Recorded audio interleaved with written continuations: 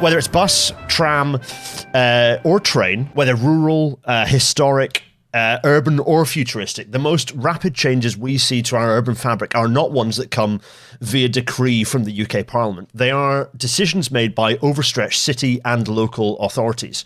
For England, there is an anarchic mess of varying layers of local and regional government that horribly and wastefully overlap in a way that is nebulous and undemocratically opaque. Meanwhile, in Scotland and Wales, there is at least a clearer picture of what local and national government looks like, even if the devolved governments then have a complex and somewhat subservient relationship with London.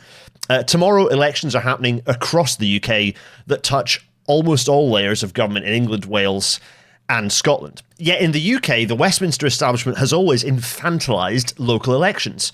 They've done this by dragging power away from local authorities when they got too effective, framing any discussions over their results through an exclusively Westminster lens, pretending they are just some unimportant protest vote that doesn't relate to national delivery in any way, or dismissively calling them local elections in the first bloody place. Like, they are just elections, they should be called that. All of these are insulting because politics outside of Westminster is important. Councils are the most persistent interface between our lives and the functioning state, and this is absolutely true when it comes to transport. There's a particular thing I want to remind people that this election involves a series of involvements of us with democracy that the current government, the current UK parliamentary Labour Party specifically, have actively delayed to the point where the Electoral Commission forced them to not delay them. So there's a lot of elections that have already been delayed by a year.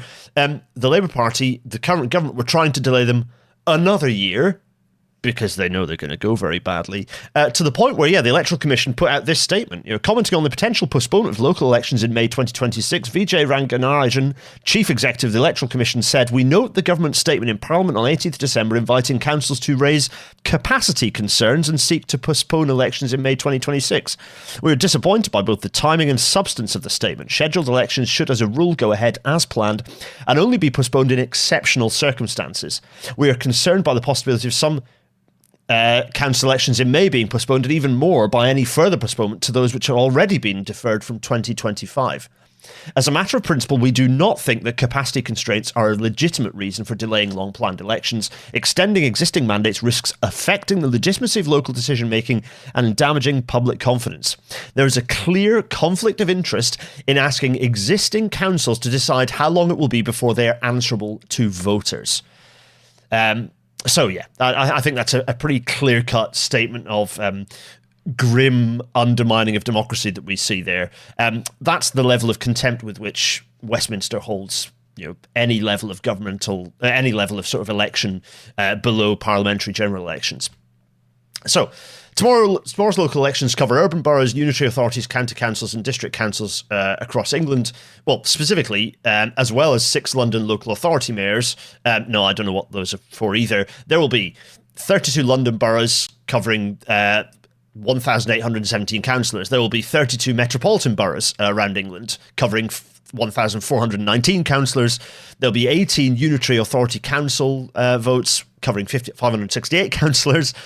6 county councils with 430 councillors up for election, and 48 district councils with 780 councillors at play.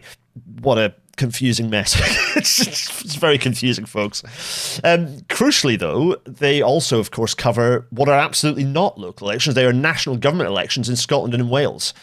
The 73 Scottish parliamentary constituencies covering 129 members, so that's 73 seats plus that are done kind of hybrid, and then the top up to 129 is done with a kind of a form of PR. And then Senedd Cymru, 16 constituencies, each of which have 6 seats, returning a total of 96 members. We'll get into the details of what that format is now, actually, because in Wales, the Senedd elections are particularly significant as they're the first following major pro-democratic reforms to the voting system, moving from kind of a hybrid first-past-the-post with additional member system to what is known as a closed party list proportional representation system.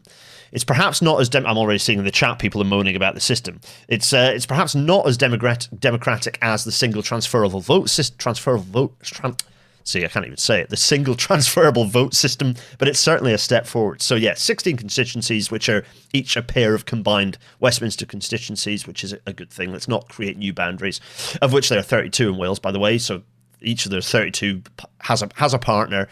Each of those then has 6 seats, giving a total of 96 Senedd members.